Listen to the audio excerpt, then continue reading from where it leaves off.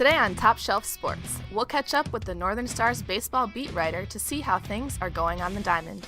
We'll recap how the first round of the MAC tournament went for both basketball teams, and we'll find out which athletes' record-setting performances leaves them as this week's leader of the pack.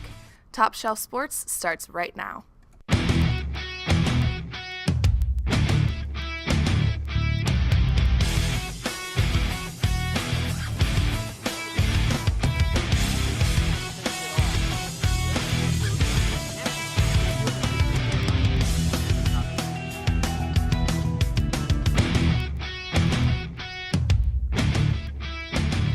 Welcome to the newest edition of Top Shelf Sports. I'm Brandon Giese.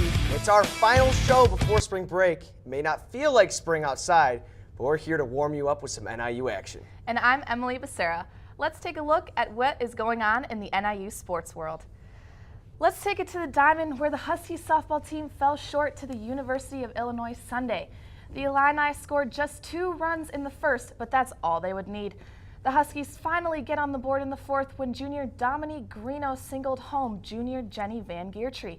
The Huskies are currently playing in Richmond, Kentucky, taking on St. Louis University. Staying on the diamond, as the NIU baseball team had a back-and-forth weekend series taking on the University of Incarnate Word. The Huskies jumped on a roller coaster Saturday during a doubleheader, where NIU was outscored 17-0 in the first game and won the second game 15-1. Freshman pitcher Michael Lazowitz suffered his first loss on Sunday, going just 3 1/3 innings while giving up 5 runs off of 7 hits.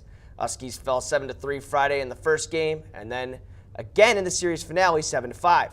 NIU is looking to rebound as they take on the SIU Salukis at 3 p.m. in Carbondale. Joining us now is Northern Stars beat writer for NIU baseball team, Ryan Ostry. How are you today? How you guys doing? Thanks for having me. It's a pleasure. Of course, thanks so much for having us. Yeah, So we're just going to jump right into it. What are your overall thoughts on the season so far? Well, coming in, I don't think they had a lot of expectations. They went 17-38 last year. They were picked to finish second to last in the MAC this year.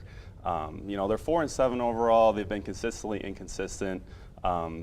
Pitching has struggled a little bit lately, but I think that before MAC play, March 23rd against Central Michigan, we can get some wins together and get this thing going. So keeping that all in mind, what are some of the positive aspects that you've seen from this team? Right. Well, we actually had a 2.59 ERA last series coming into the Incarnate Word. We lost 17-0, unfortunately. That inflated to 4.20 a little bit. But it's still decent. And they've displayed some timely hitting, small ball. We don't have a lot of big players, but the ball to contact ratio is pretty good so far. So if we can do that, those are some positive signs that I've personally seen so far. Okay, so then on the flip side, what are some negative aspects that you've noticed? Errors. So 62 runs given up, 42 have been earned, 20 unearned errors in 11 games. That's deplorable. That's embarrassing. The coach knows they got to do better. Players know they got to do better. You can't have this in MAC play. So, before that happens, we really got to get this ball rolling, and they have to start helping their pitchers a lot. So you guys are through 11 games. What have you seen in terms of roster and player-wise that really stood out to you? Right. You got the sophomore out of Plainfield, Illinois, Jacob Dunham. He just got nominated for the Johnny Bench Award finalist list. 333 hitter, 7 RBIs in 11 games, very impressive. 417 on-base percentage, which you don't see a lot from catchers nowadays. And then defensively, of course, you got the phenom, you got Michael Lazowitz. Early 90s, mid-90s fastball, 1.65 ERA, 17 strikeouts in 16 innings. It's something that stood out to me. Hasn't even given up more than double this year. Not a triple, not a home run. He's just mowing people down, so he's been very impressive as well. Well, thank you so much for coming on the show with us, Ryan. Yeah, of course. Thanks for having me. Appreciate it, guys. It's a pleasure. Thank you. Thanks. NIU junior jumper Javania White becomes the first Husky to qualify for the NCAA Indoor Championship. White's qualified after tying the Mid-American Conference Championship meet record of 13.13 meters in the triple jump.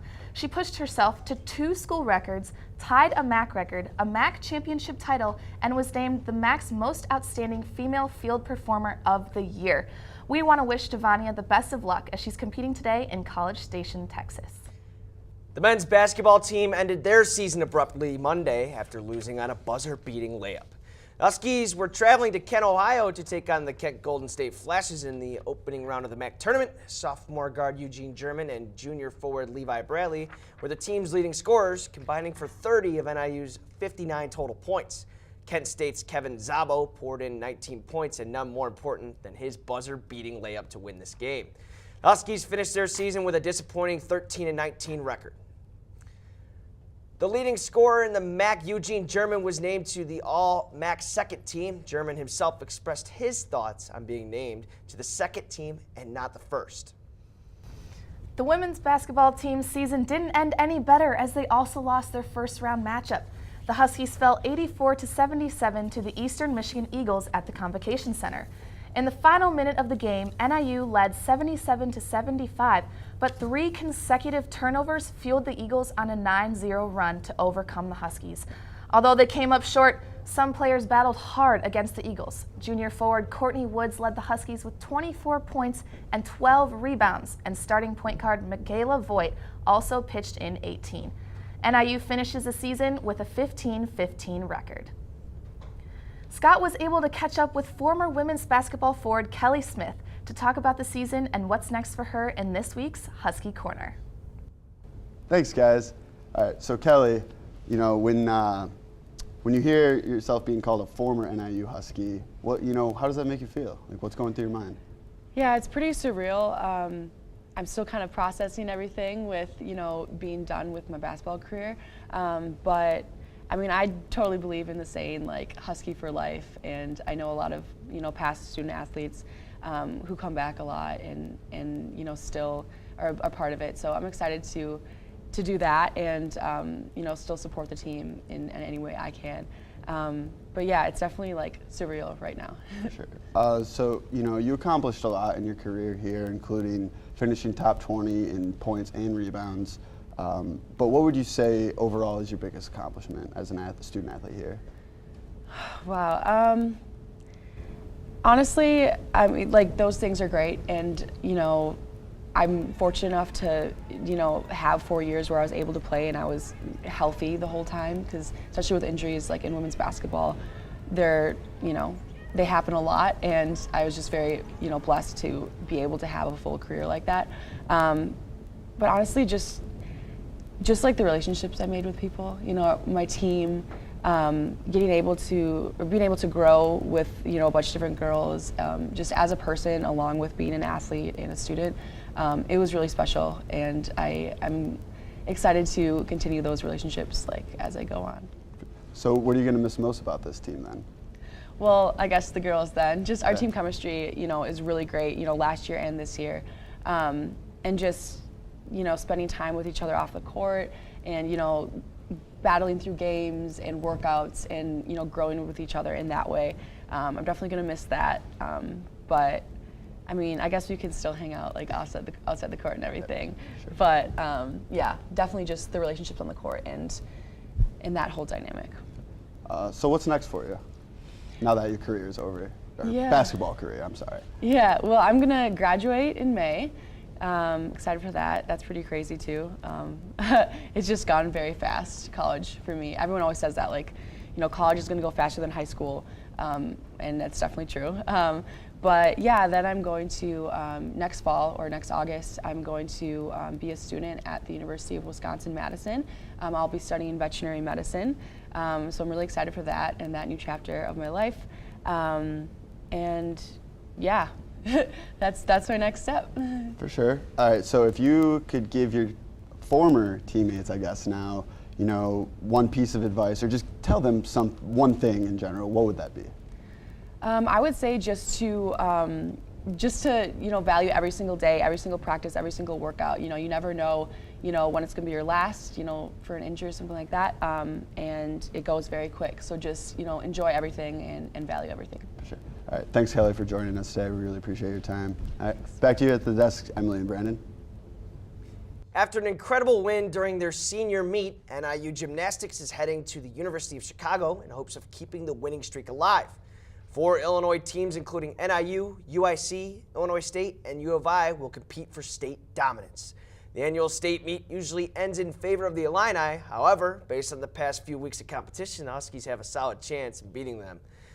The Huskies will compete on Sunday at 2 p.m. in the UIC Pavilion. The gymnastics team had another strong showing this past weekend with a certain gymnast leading the charge. Top Shelf Sports reporter Martin Sotelo has more on this in this week's Leader of the Pack.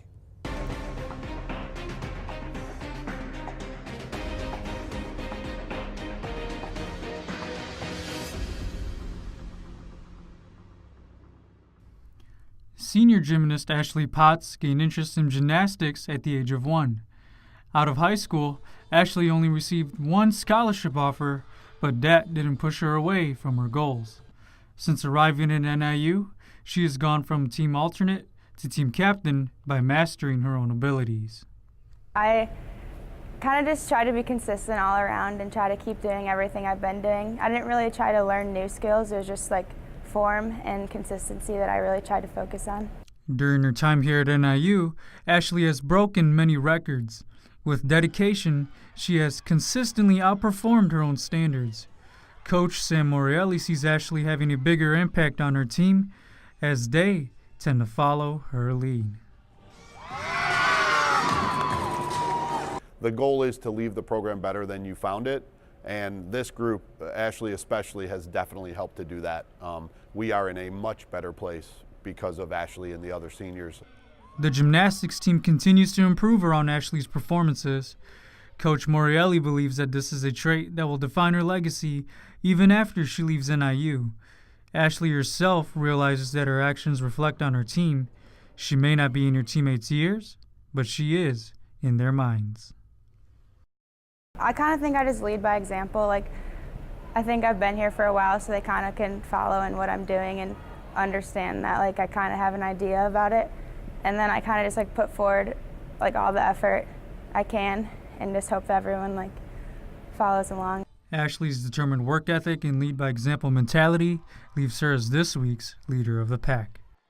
From Top Shelf Sports, I'm Martin Sotelo. Ashley is looking to continue her success as the season winds down. The gymnastics team will look to do the same as they prepare for the MAC Championships hosted in Mount Pleasant, Michigan on March 24th.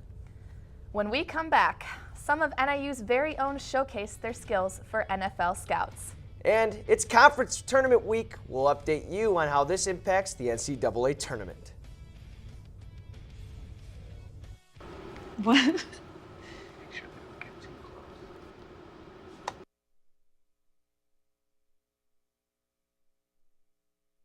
These are cool. Did you, what did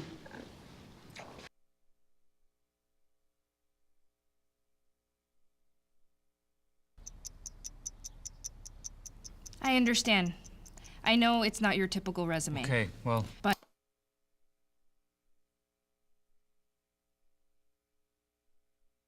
candidate. But I've been working double shifts just to pay for books. I've been raising my 2 little brothers. I'm determined, driven, motivated. Isn't that what you're looking for? Look beyond the resume and discover new ways to develop great talent at gradsoflife.org. drop that baby?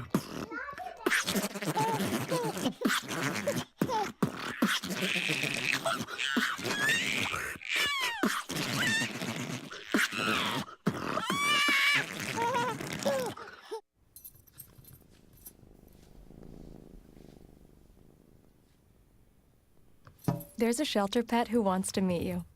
Meet one today. Visit theshelterpetproject.org. Adopt. I see you mobbing over her. Let's go. Let's mob. Let's crawl. Let's crawl.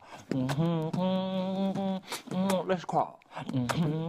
Hey, yo, we mobbing. Come on, girl. Let's crawl. Hey, yo, let's crawl. Hey, yo, let's crawl. Hey, let's crawl. Hey, yo, let's crawl.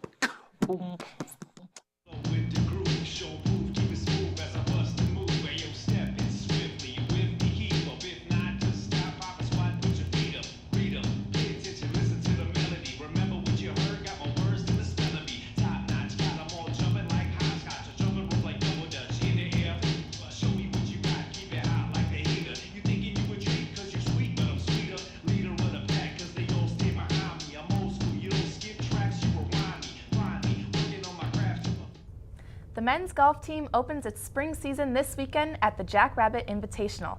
The Huskies are opening the spring season after tallying 3 top 10 finishes in the fall season, including a top 5 finish at the Pine Tree Intercollegiate October 24th. Players to look out for are redshirt junior Ju Young Lee, junior Thomas DeMarco, and sophomore Jordan Less. The Huskies will play 2 rounds today and 1 round tomorrow to close out the tournament. 2 Husky wrestlers head to Cleveland for the NCAA championships. NIU sophomore Brock Hudkins and redshirt junior Bryce Gorman qualified for their first NCAA appearance. Both Hudkins and Gorman lost in their respective weight class during the MAC Conference Championship. The 2 Husky grapplers will head to Cleveland for the tournament at the Quicken Loans Arena. The event will run from March 15th to the 17th at the Q. It's that time of year again, as the NFL draft is right around the corner. Top Shelf Sports reporter Tom Burton has more on how Huskies are getting ready. Former NIU football players gathered at the Cheswick practice facility for NIU's annual Pro Day. Several teams were in attendance to watch some hopeful Huskies showcase their skills, including the Chicago Bears and the Green Bay Packers. 5-year head coach Rod Carey said it was great to see his former players back in DeKalb, and that training for the draft takes a unique skill set. Yeah, well, this isn't football shape, and all, all the NFL teams will tell you this too. This is a testing, training type of attitude where you're trying to, move quicker in certain movements and show off your agility and strength in different ways than is always used on the football field. Shawan Lurie was a 4-year cornerback for the Huskies. The 2016 Jim Thorpe Award winner has been training near his hometown of West Palm Beach, Florida, but has been dealing with a wrist injury. The wrist feel good, I just got it took off. The cast took off 2 weeks ago, so it feel good. Just gotta make sure I just have a good recovery. Make sure I don't mess it up again. So everything's good. After dealing with a multitude of injuries during his NIU tenure, wide receiver Chad Beebe is healthy and is showcasing his speed and athleticism. Beebe and other players said the Pro Day was a great experience for what's to come. I don't know if it's really hit me yet. I don't even know if it's a reality to me yet, to be honest with you. I don't know if it will be until I get that phone call and I'm going somewhere, and that, which is fine, So I'm just going to continue trying to keep the same attitude and doing the things I can do as far as myself goes, and then I'll let God work the rest out. The NFL draft is set for April 26th. Will we see some Huskies on the big stage? Only time will tell. From the Cheswick practice facility, I'm Tom Burton for Top Shelf Sports. With some breaking football news, former running back Michael Turner has become the first Husky student athlete to be named to the MAC Hall of Fame. Turner's playing days in an NIU uniform were from 2000 to 2003, where he gained a school record 6,038 all-purpose yards, including 1,915 rushing yards and 19 total touchdowns as a junior. Turner went on to play 9 seasons in the NFL, where he backed up legend LaDainian Tomlinson in San Diego for 4 seasons, before finally returning to Atlanta, where he retired in 2012. Hopefully, by now, you know what month it is, which means it's the most exciting time in basketball. Yes, it is, and Top Shelf Sports reporter Kobe Price is here to recap the best ongoing month in sports. Happy March, or in other words, Happy Madness Month. As you can see by how the Husky season's ended, the madness has already begun. A lot's already happened in conference tournaments. In fact, games are being played right now as I speak. So we're going to get right to it with the Big Ten, where the University of Michigan pulled off the upset against Michigan State before defeating Purdue University in the Big Ten title game. The victory marked the Wolverines' 2nd straight conference tournament championship and sealed their 8th straight NCAA tournament appearance in the last 10 years. On the SEC side, Alabama guard Colin Sexton sprints down the full length of the court and hits a game-winning layup to help Alabama advance to the next round of the tournament. 8 teams remain in the SEC tournament, and the quarterfinals are being played today. On the ACC side, Duke big man and NBA prospect Marvin Bagley dominated in his first ACC tournament game to the tune of 33 points and 17 rebounds in Duke's 88-70 win over Notre Dame. Virginia will take on Clemson, and Duke will face UNC in the ACC semifinals later today. Kansas State guard Barry Brown hit the go-ahead layup against TCU to propel Kansas State to the Big 12 semifinals. Kansas and Kansas State will face off in the tournament for the 9th straight year, while Texas Tech will face off against West Virginia. Oregon's Kenny Wooden delivered the game-sealing block against Utah to prepare Oregon to the Pac-12 semifinals. Oregon will face off against USC, while Arizona takes on UCLA in the first round of the tournament. As for the rest of the pack, Lipscomb will represent the Atlantic Sun Conference, Radford will represent the Big South Conference, Charleston will represent the Colonial Conference, Wright State will represent the Horizon League, Iona will represent the Metro Atlantic Athletic Conference, Loyola Chicago will represent the Missouri Valley Conference, LIU Brooklyn will represent the Northeast Conference, Murray State will represent the Ohio Valley Conference, Bucknell will represent the Patriots Conference, UNC Greensboro will represent the Southern Conference, South Dakota State will represent the Summit League, and last but not least, Gonzaga will represent the West Coast Conference in the NCAA tournament. All the other conference tournaments will conclude this weekend, and the selection show will be this Sunday, March 11th at 6 p.m. on TBS. That'll be all from me. Back to you guys at the desk. To get ourselves in the March Madness mood, Top Shelf Sports will team up with the Northern Star Media for the first ever mini bracket challenge. Students will be able to submit their predictions for the final 4 teams and the championship score for the NCAA tournament. All they have to do is go to northernstar.info to submit their entry. Submission entries will run from March 18th through the 22nd. Always exciting to see some big names on the bracket. Yeah, some of those big names allegedly might have paid their athletes. What? We're going to send it over to Top Shelf Sports reporter Emily LaRusso, who has more on this. Thanks, Brandon and Emily. The NCAA just came out with their revenue numbers from this fiscal year, and I'm here on campus to ask students what they thought about them.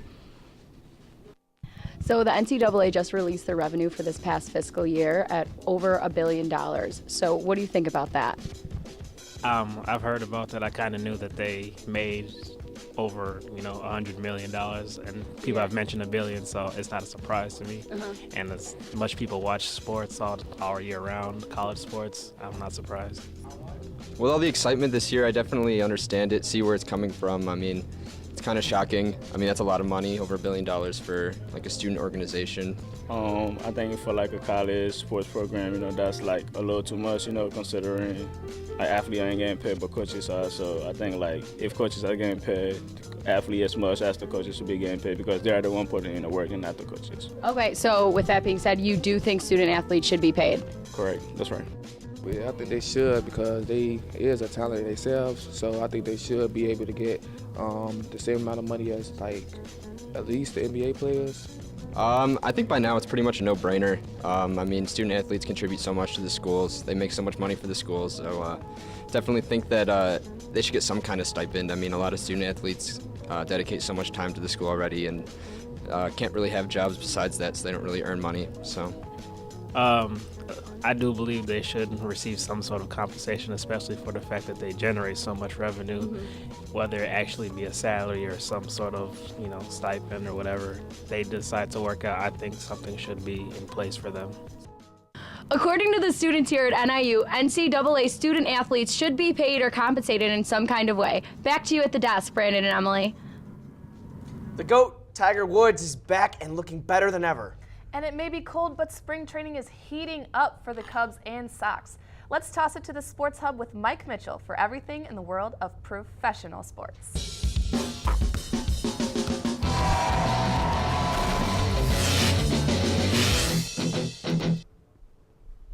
Welcome to Sports Hub. I'm Mike Mitchell. The winter blues are over as spring break starts today.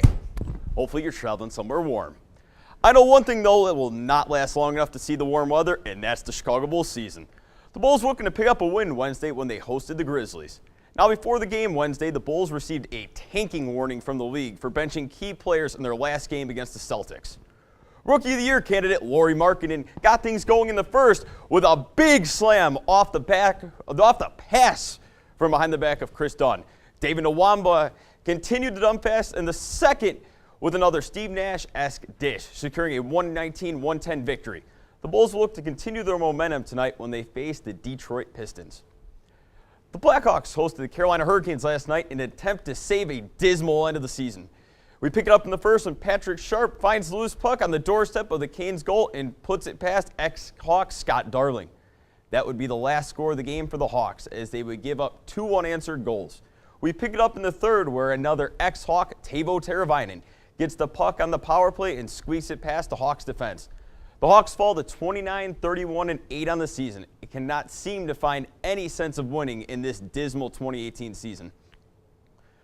We head out to spring training as Yu Darvish and the Cubs continue to gear up for spring training in Mesa. Darvish made his first start of spring training for the Cubs Tuesday, where he pitched 2 spotless scoreless innings. On Tuesday, the Cubs also learned former outfielder John Jay signed a 1-year deal worth up to $4.5 million with the Royals. Wow, free agents, after hearing of that contract, you might want to hire Jay's agent.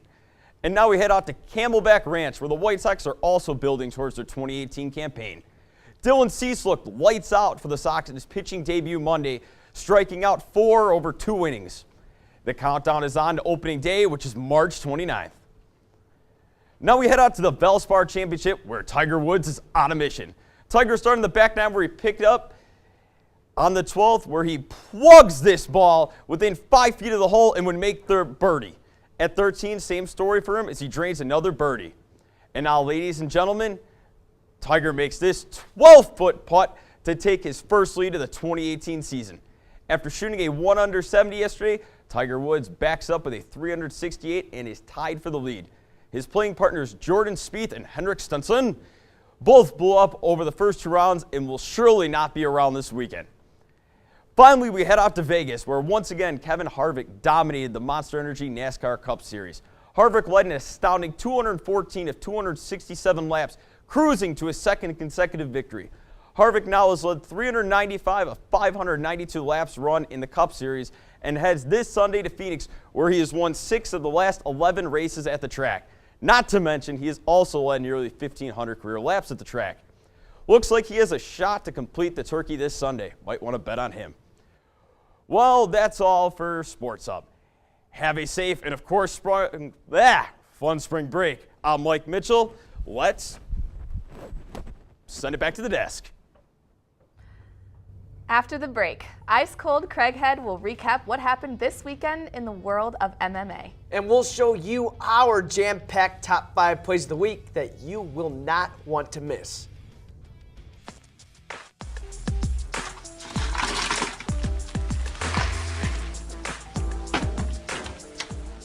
Thank you.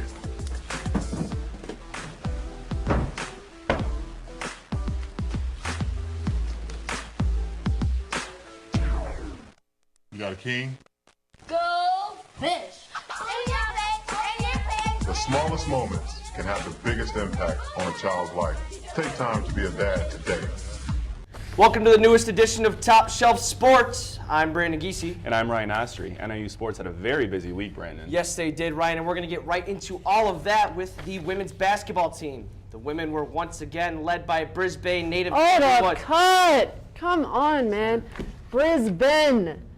I've been here for 3 years. Okay, all right, let's try one more time. Sorry. All right, good? Yeah, I'll be right. Are your children in the right car seat for their age and size? It may be too late to check when you're on the road. Fortunately, you're on the couch. Don't think you know. Know you know.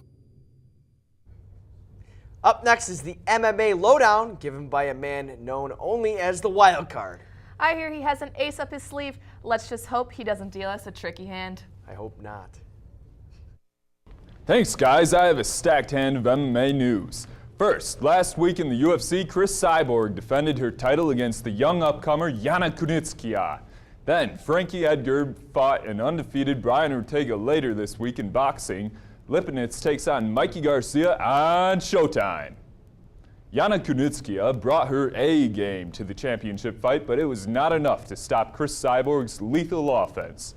Cris Cyborg knocked out Kunitskaya with a minute and a half left in the first round. Kunitskaya landed 5 significant strikes and Cris Cyborg landed 33. It was a lopsided victory. Frankie Edgar, the longtime number 2 of the featherweight division, was challenged by the undefeated Brian Ortega. Frankie Edgar misjudged the toughness of his chin, standing up against the hard hitter Brian Ortega. Ortega threw a heavy left elbow followed by a right uppercut into Edgar's face to drop the legend on the canvas, knocking out Edgar for the first time in his career and taking home the KO win. Meanwhile, in the world of boxing, the number 2 and 12 ranked boxers worldwide fight in the super light heavyweight division on Showtime this Saturday.